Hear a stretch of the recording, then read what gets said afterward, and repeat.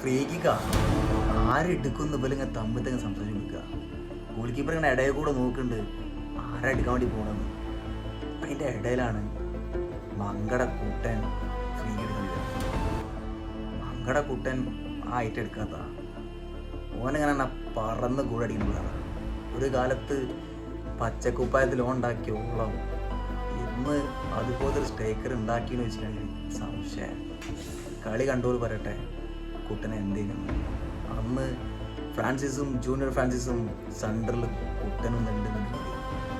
Goal വലക്ക് മുന്നിൽ ഡിസ്പോണും നിൽക്കുന്ന സലാമും. അതൊരു ടീമേ ഉണ്ടല്ലേ? ഓക്കെ, അതൊരു ടീമേ.